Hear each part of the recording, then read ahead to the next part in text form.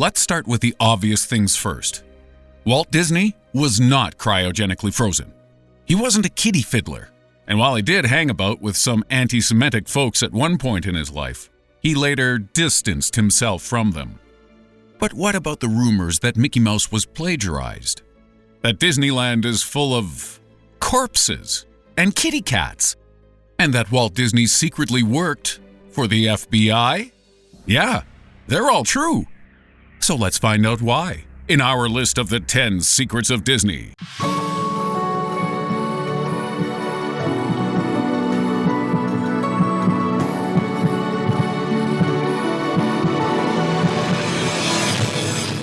At number 10, Mickey's mirror image.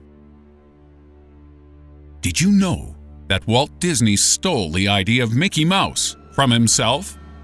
To explain this, we have to go back to Mr. Disney's early years, when he licensed some of his first cartoons to producer Charles B. Mintz. One of the characters he sold was called Oswald the Lucky Rabbit. Now, who does that remind you of? Oswald became a pretty popular character, so Disney decided to renegotiate a bigger cut of the fee for the Lucky Rabbit's rights. Mintz refused, and even asked Disney to take a pay cut instead. This was on top of the fact that Mintz had also stolen most of Disney's animation team by offering them more money. On the train ride home, a determined Disney created a series of new characters to replace Oswald. He sketched dogs, cats, a cow called Clarabelle, and a horse called Horace Horsecollar. And while some of these characters would go on to appear in other shows, one character stood out amongst them all. A suspiciously familiar-looking mouse called Mortimer, later changed to Mickey. Because seriously, Mr. Disney, you suck at naming things. Number 9. Disney was an FBI informant. According to documents obtained under the Freedom of Information Act, Walt Disney acted as an informant to the Federal Bureau of Investigation for 26 years, and was even made a special agent in charge in 1954. Disney's mission was to report on the activities of Hollywood writers, actors, producers, and crew members who were suspected of political subversions, i.e., anyone he thought was a dirty commie. But that's not all, because it's also known that Disney gave Bureau Director J. Edgar Hoover unparalleled access to his movie and TV scripts so he could suggest amendments. Disney was of a right-wing persuasion and held a lot of respect for American family values. And between the two of them, Hoover and Disney would carefully craft the studio's output so that it reflected this. Intriguingly, J. Edgar Hoover was also a suspected transvestite. And while this isn't anything to be ashamed of, it does kinda explain all those cross-dressing Disney characters. At 8, The Wonderful Wizard of Bras. During the first 6 months of Disneyland, there existed a bizarre exhibit known as the Hollywood-Maxwell Intimate Apparel Shop. Here, ladies could purchase brasiers, but the main event was a transvestite robot called the Wonderful Wizard of Bras, who would take you on a journey through time, showing off ladies' clothing styles from the 19th century to the 1950s. The robot was dressed in stockings, a corset, and a large ruff, and spoke to passersby and customers via a pre-recorded tape. And am I the only one who wants to see this guy back at the park? Or at least turn up in Toy Story 4? 7. Disney hated beards. Walt Disney may have sported a cheeky little mustache, but he absolutely hated beards. Except on dwarves, underwater sea kings, and pirates, of course. This hatred made up part of the Disney employee dress code, and as well as prohibiting visible tattoos and body piercings, male workers at Disney theme parks were not allowed to wear any sort of facial hair until the year 2000, when mustaches were made exempt. Yeah, because you really want little kids being supervised by a bunch of creepy pedo mustache guys. Beards were eventually taken off the banned list in 2012. But they must not be too long, and nor can they be shaped or styled. So this guy ain't getting a job anytime soon. In at number 6, Kimba, the white lion. In the interests of not getting sued, I'm just going to post a few pictures up now and let you folks decide for yourselves on any coincidences you may or may not be able to see. Here's a still from Kimba the White Lion, written in 1950 and broadcast as a series from 1954 to 1965. And here is a still from The Lion King, released in 1994. Here's another image from Kimba. And one from The Lion King. And here are a bunch more. Now, the film's creators say they'd never seen the tale of Kimba. But do you believe them? Or are they just lying? Because if those images aren't alike, then I must have a really bad eyesight. At 5, Club 33. Club 33 is a secret members-only organization inside Disneyland which Walt Disney planned but never lived to see completed.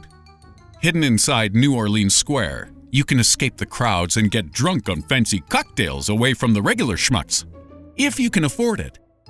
Membership costs a whopping $12,000 plus a $25,000 initiation fee. Or you could just break in dressed as Donald Duck.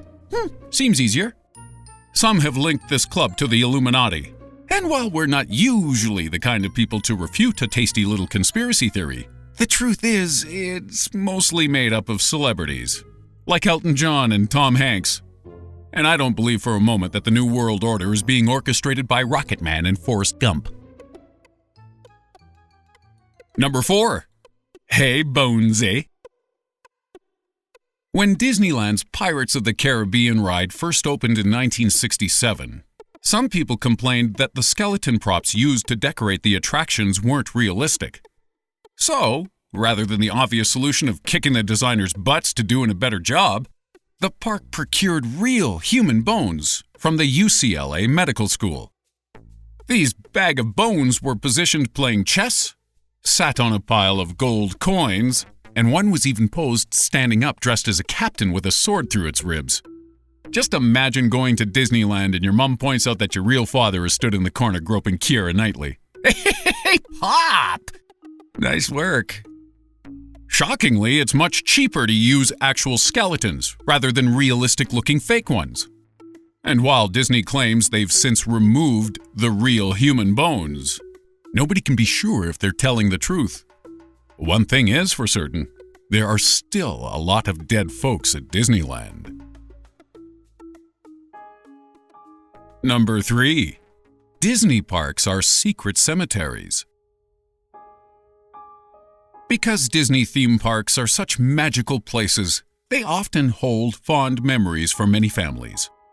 And so, when a Disney-loving person passes away, their grieving relatives sometimes try to contact the park about having the remains buried there. Fortunately for all the rest of us, Disney doesn't allow park burials, and nor are you permitted to scatter someone's ashes there either. But that doesn't stop some people throwing an urn full of little Timmy all over the place when no one's looking. Hundreds of random corpse scattering incidents are reported in Disney parks every year, with the ashes of several adults and Make-A-Wish kids blowing about the place at any one time. And on a few notable occasions, shortly after the New York anthrax scares of 2001, many rides had to be quarantined after hazmat teams could confirm whether the random white powder all over the place was a devastatingly deadly toxin or just someone's dried-up dead daddy. At 2, feral cats. Due to the amount of food trash generated by Disneyland's customers, a significant animal population has developed in the park over a number of years. There are a fair few rodents hanging around, but not as many as there should be, due to the 100 or so feral cats that do a pretty good job of nom-nomming them. Disney workers were quietly instructed to feed and neuter this motley crew of stray kitties, as for some reason the company didn't want the public to know there was a legion of sterile, angry felines roaming their park. But the lid was lifted in 2010 when the LA Times exposed this secret cat colony. And, in the process, also exposing a bunch of angry geese that live there too, with a secret LA Times Disneyland report describing them as dangerous horde. And at number 1, the underground city. Beneath the rides and restaurants of Disney World, Florida, exists a secret underground city which most people have never seen. But this place is far from magical, because it's actually just a huge labyrinth of tunnels used for waste removal and employee movement. That's why you never see King Trident hauling trash around the place, and why you'll never spot Olaf taking a leak in the men's room. Although I'm not sure how you'd even manage that. I mean, how do you even unzip snow? You think he pees out of a carrot? This subterranean network houses everything the park needs to function correctly, including costume departments, hair and makeup staff, and a mysterious realm known as the Dumpster District. You can take a tour of this place for $79 if you want, but I doubt many people visit Disney World to experience the thrill of administrative procedure. And a Strange Mysteries bonus entry. Elsa is a bitch.